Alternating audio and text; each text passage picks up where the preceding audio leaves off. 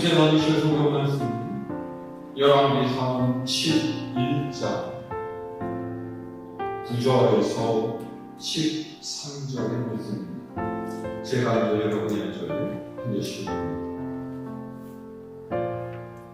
솔로몬이 마음을 돌려 이스라엘의 하나님 여호와를 떠나고 여호와께서 그에게 진노하시니라.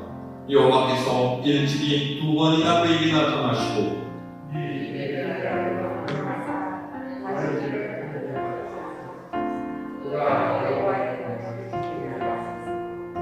여호와께서 솔로몬에게 말씀하시되 네게 이러한 일이 있었고 또 네가 내 언약과 내가 네게 명령한 법도를 지키지 아니하였으니 내가 반드시 이 나라를 네게서 빼앗아 네 신하에게 주리라.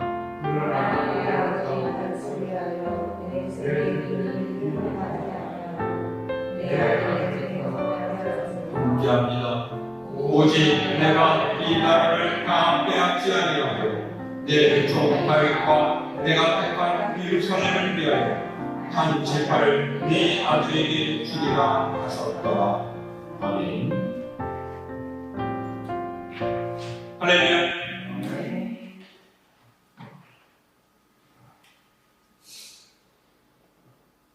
아시는 분도 있을 텐데 저희 부모님은 인천 옆에 강화도에 사십니다.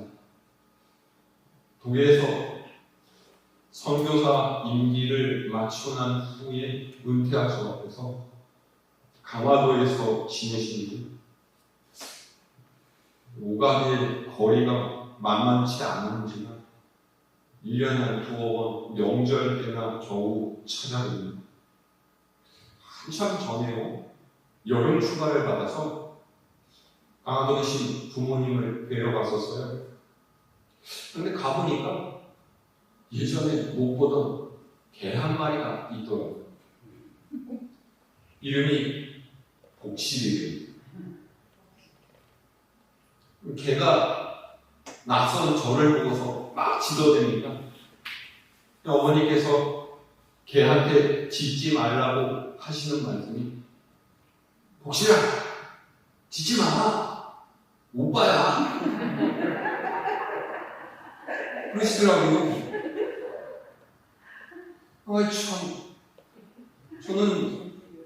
저도 모르는 사이에 개 오빠가 돼 있던 거예요. 근데 개가 참 영리합니다. 어머니께서는 진돗개 종자라고 그러시는데 그런 것 같지는 않고요. 어쨌든 저희 어머니 말씀으로는 사람 말을 알아듣고 눈치를 봐가면서 하는 것이 어떨 때는 사람보다 낫게 여겨진다 그러시더라고요. 은근히 제가 개랑 비교당하는 것 같아서 가슴이 좀 뜨끔하기는 했습니다만 그래도 개가 있어서 부모님의 외로움을 달래줄 좋은 친구가 되어준다 생각을 하니까 1년에 이틀이나 그 정도쯤은 개랑 가족이 돼서 지내는 것도 나쁘진 않겠다. 그런 생각이 들었습니다. 근데 2해쯤 지나서요. 명절 때 또 가보니까 개가 없어진 거예요. 그래서 어머니한테 물어봤죠. 어머니, 개 어디 갔어요? 그랬더니 어머니께서 야, 개 키우는 게 너무 힘들어가지고서 그냥 갖다가 팔아버렸다. 아니, 개를 가족 삼을 때는 언제고 키우기 힘들다고 팔아버리다니. 야, 정말 동물보다 비정한 것이 사람이구나. 그런 생각을 또 그때 했었습니다. 사실 어떤 면에서는 짐승이나 곤충 같은 미물들이 사람보다 뛰어난 모습을 보일 때도 있습니다. 독일 울른대학교의 마티아스 비틀링고 교수와 그의 팀이 사막에 사는 개미의 활동에 대한 연구를 했어요. 뜨거운 모래만 쌓여 있을 뿐이지 생명이 거의 느껴지지 않는 사막에서 살아가는 이 사막 개미들은 먹잇감을 찾으려고 이리저리 헤매면서 움직이는 그 거리가 개미집에서 약 200m 정도 떨어진 곳까지랍니다. 그럼 고작 1cm도 안 되는 이 개미를 생각하면 그야말로 엄청난 거리가 아닐 수가 없습니다. 오른쪽으로 갔다가 또 왼쪽으로 갔다가 또 오른쪽, 앞으로 뒤로 이리저리 돌고 저리 돌고 무엇인가 먹이를 찾기 위해서 정처 없이 헤매고 다니다가 운 좋게도 사막의 더위를 못 견디고 죽은 곤충 같은 것을 발견하면 그거를 끌고 집으로 돌아오죠. 집까지 그 먼 거리를 어떻게 돌아갈까? 얘가 과연 잘 찾아갈 수 있을까 싶은데 이 사막개미가 집으로 돌아가는 방법은 굉장히 간단합니다. 어떤 먹이를 찾으면 그 먹잇감을 물고서 먹이를 찾은 그 집에서 자기 집까지의 직선의 최단 거리를 바로 찾아간다는 거예요. 그것도 망설임 없이 한순간에 자신이 지나왔던 전체 구간과 방향을 측정해서 집으로 직진한다. 놀랍지 않습니까? 생물학자들은 이것을 전문용어로 백타항법 장치 이렇게 부릅니다. 그러니까 개미는 우리가 수학 시간에 계산기를 두드려가면서나 계산해낼 수 있는 그런 값을 끝없는 모래만 펼쳐져 있는 사막 한가운데서 정확하게 찾아 계산해낸다라는 거죠. 그리고 이걸 계산하는데 태양과의 각도를 측정한다라고 하기도 하고 몸속에 나침반과 같은 일정한 방향을 가리켜주는 무언가가 있다고도 하고 여러 가지 가설들이 많지만 그야말로 놀라운 능력이 아닐 수가 없습니다. 저는 사실 길눈이 굉장히 어두워서 운전을 하고 갈 때는 방향을 알려주는 내비게이션을 보면서 다른 길로 들어설 때가 종종 있어요. 그래서 웬만하면 꼭 자주 가는 길로만 가고 낯선 길로는 잘 가지를 않습니다. 이렇게 되면 개 오빠에 그치는 게 아니라 개미보다 못하니까 이렇게 되는 거죠. 아무튼 중요한 것은 미물은 개미군 아무리 멀리 가고 아무리 돌고 돌아도 자신이 가야 할 자기 집, 자기의 목표를 절대로 잃어버리지 않는다라는 것입니다. 만일 집을 나선 개미가 자기 집을 찾아오지 못한다면 어떻게 되겠습니까? 어떻게 집을 나서서 먼 곳까지 먹이를 찾아다닐 수가 있겠어요? 먹이를 찾았는데 집을 찾아갈 수 없다면 또 어떻게 되겠습니까? 그런데 개미는 아무리 멀리 가도 아무리 돌고 돌아도 절대로 자기 집을 잃어버리는 법이 없고 먹이를 찾으면 그 지점에서 똑바로 곧장 집으로 돌아온다는 거죠. 사람이 사람다운 점은 어떤 목표를 가지고 살아간다는 거예요. 살아있으니까 그냥 살아가는 것이 아니라 어떤 목표를 정하고 그 목표를 이루기 위해서 애쓰고 그 목표를 이루기 위해서 장애물을 극복하고 그 목표를 이루기 위해서 몸부림을 치며 살아갑니다. 그래서 종교가 있는 것이고 문화가 있는 것이고 그래서 역사가 있는 거죠. 개인도 마찬가지입니다. 삶의 목표가 있어야 합니다. 인생의 지향점이 있어야 합니다. 나는 이것을 위해서 살아간다라는 삶의 목적이 있어야 합니다. 그것이 바로 사명입니다. 그 사명을 위해서 유혹도 뿌리치고 어려움도 극복하면서 살아가죠. 그것이 아름다운 삶이고 그것이 보람 있는 삶이고 그것이 사랑다운 삶입니다. 어려움을 극복하고 승리한 사람들의 삶, 우리에게 감동을 주는 것도 그래서인 거예요. 개미가 자기 집을 잃지 않지, 사람은 자신의 사명과 자기의 목표를 잃지 말아야 합니다. 어떤 시련이 있어, 어떤 고난이 있어, 그 목표와 사명을 기억하면서 끊임없이 그것을 향해서 나아가요.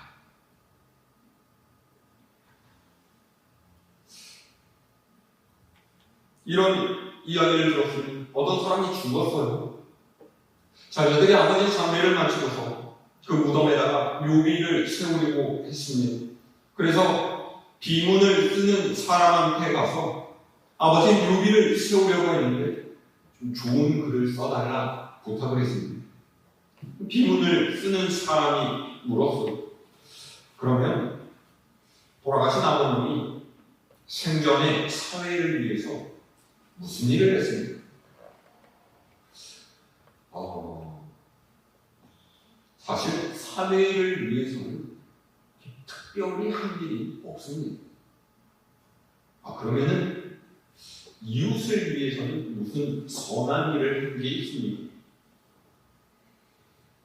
이웃을 위해서도 선한 일을 하는 게 없는 것 같습니다. 비문을 쓰는 사람이 난감한 표현으로 한참을 생각하다가 이렇게 썼어요. 고인은 태어나서 먹고 마시고 살다가 죽었다. 보십시오. 죽은 이가 어떤 인생을 살았습니까? 그의 인생에 아무런 사명도 없지 않았습니다. 어떤 목표도 없지 않았습니다. 먹고 마시고 살다가 죽은 것밖에 한 일이 없지 않습니다. 부모님 댁에 독실이지 먹고 마시고 살다가 죽는 것은 똑같은 거예요. 그러면 이렇게 사는 인간과 짐승이 다른 것이 무엇입니까? 사람에게 일생을 살아가는 사명이 있어요.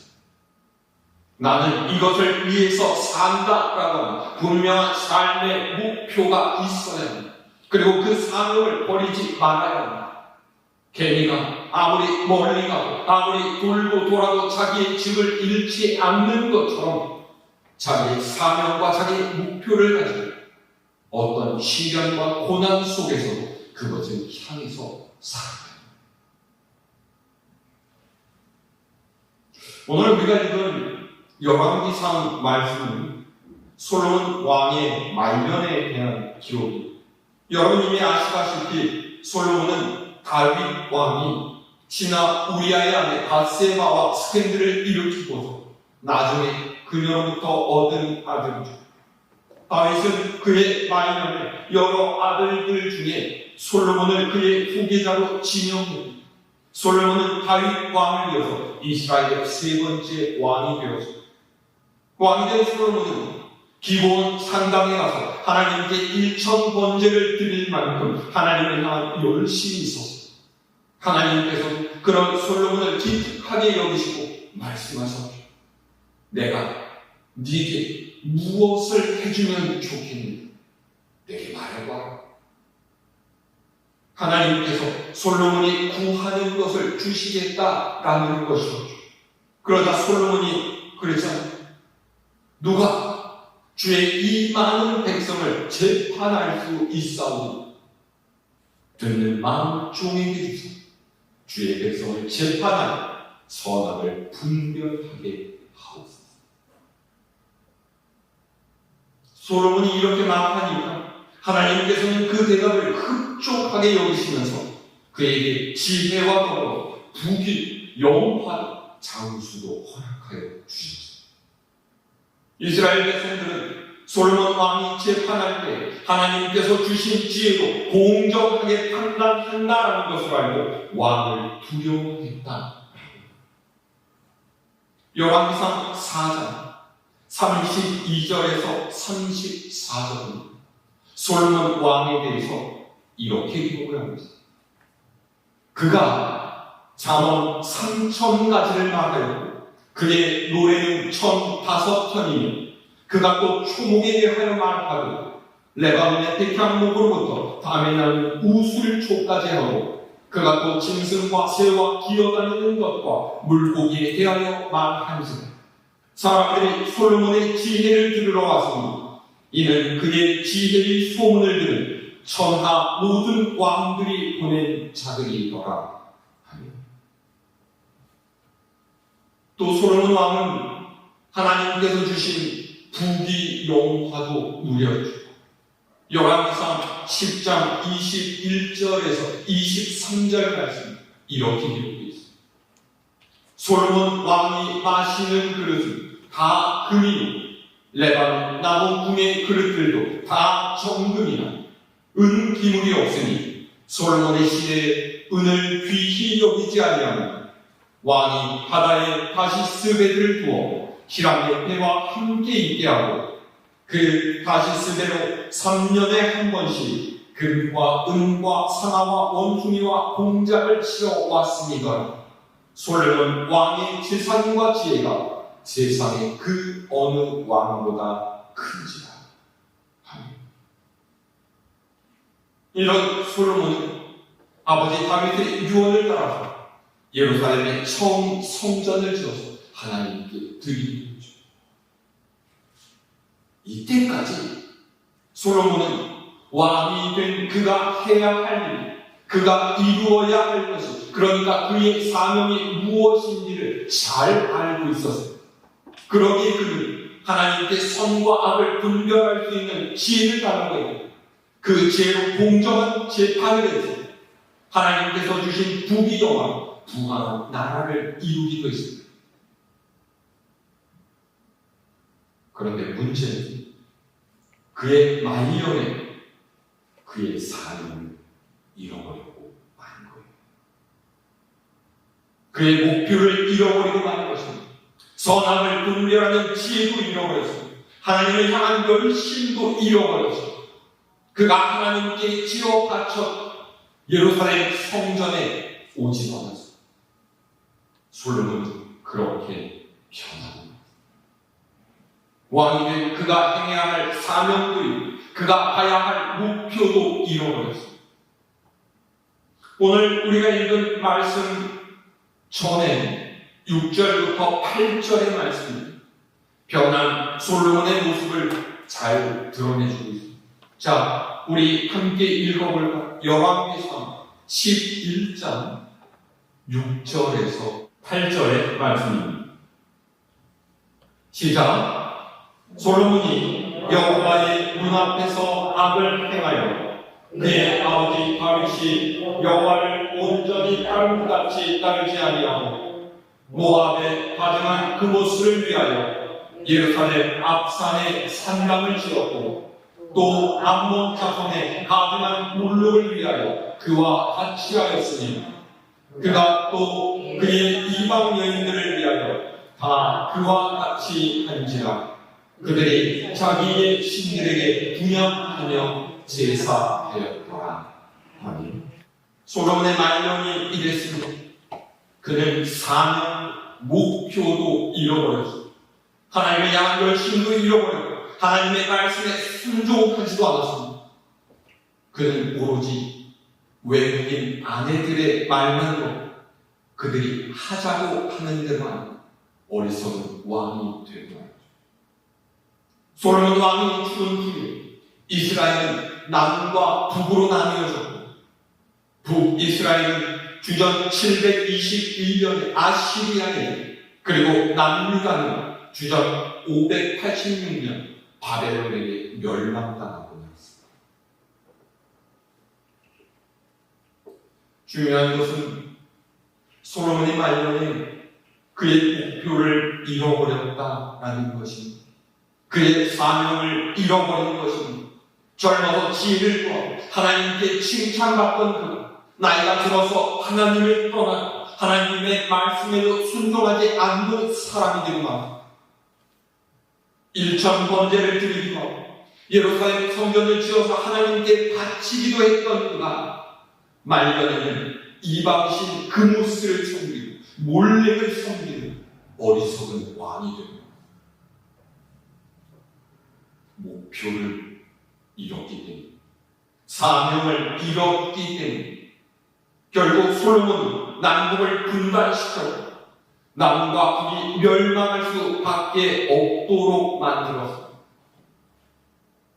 목표를 잃으면 이렇게 되는 거죠. 사명을 잃으면 이렇게 됩니다.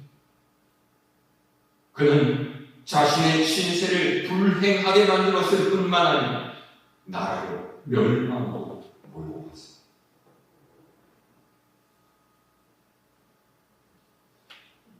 사도행전 20장에는 사도 바울이 에베소 교회의 장로님들에 대한 고별 설교가 기록이 되어 있습니다. 사도 바울은 3차에 걸친 선교 활동을 마치고 어려움을 겪고 있는 예루살렘 교회에 전할 헌금을 가지고 예루살렘으로 가는 길입니다. 그런데 예루살렘에는 바울을 증오하고 죽이려는 유대인들이 그가 예루살렘에 오기를 기다리고 있었습니다. 사도 바울은 그가 가는 곳마다 구약의 할례와 같은 전통을 지키지 않아도 된다라고 해요. 십자가에 죽으신 예수님께서 우리가 기다리던 그리스도이시다고 우리는 그 예수님을 믿음으로써 하나님의 자녀가 된다라고 외쳤기 때문에 이런 바울의 믿음을 받아들일 수 없었던 유대인들은 바울을 반대했고 그가 가는 곳마다 그를 괴롭혔습니다. 그리고 이제 바울이 예루살렘으로 온다는 것을 한 유대인들, 그가 예루살렘에 오면 그를 체포해서 죽이려고 기다리고 있었던 거죠. 심지어 어떤 사람들은 바울을 죽이기 전까지 내가 먹지도 마시지도 않겠다고 하면서 금식하면서 기다리기까지 했어요.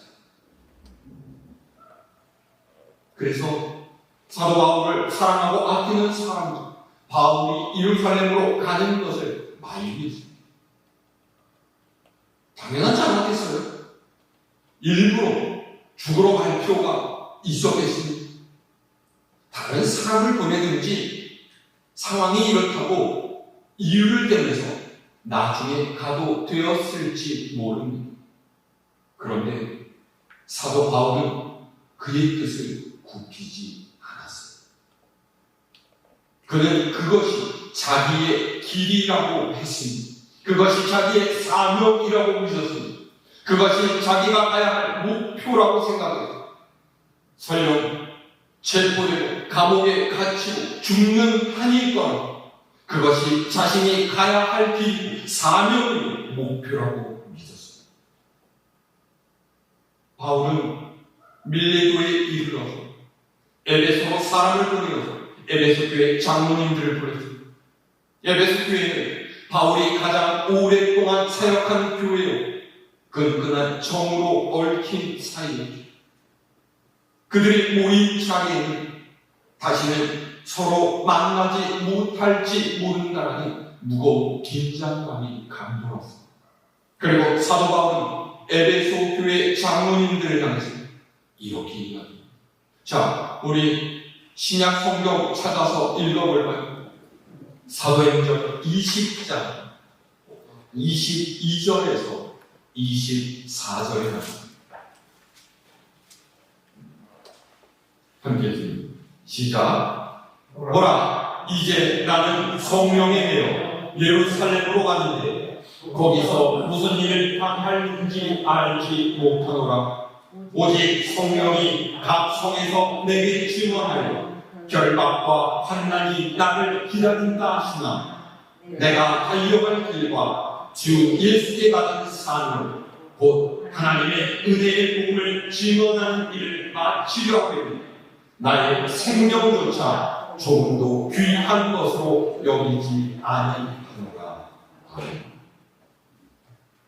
내가 달려갈 길을 다 달리고 주 예수께로부터 받은 사명 곧 하나님의 은혜의 복음을 증언하는 일을 다 하기만 한다면 나는 내 목숨이 조금도 아깝지 않다. 사도 바울은 이렇게 이야기하며 끝까지 자신의 사명을 감당했습니다. 죽기까지 자신의 목표를 잃지 않았다. 에베소 교회 장로님들 이런 고별 설교를 하던 바울은 마침내 예루살렘으로 들어가고 그를 기다리던 사람들에게 체포되어 로마 시민권을 가지고 있던 그는 로마 황제에게 상소해서 로마로 가서 재판을 받아 감옥에 갇혀있다가 훗날에 목이 잘린 순교를 당했습니다. 그러나 그가 흘린 순교의 길, 하나님의 미랄이 되어서 결국 로마가 기독교를 국교로 인정하게끔 세계를 다니면서 복음을 증거했던 그의 삶이 지금까지도 모든 그리스도인의 귀감이 되고 있습니다. 다시 한번 말씀을 드리지만 사람에게는 나는 이것을 위해 산다라고 하는 삶의 목표가 있어야 하고 사명이 있어야 합니다.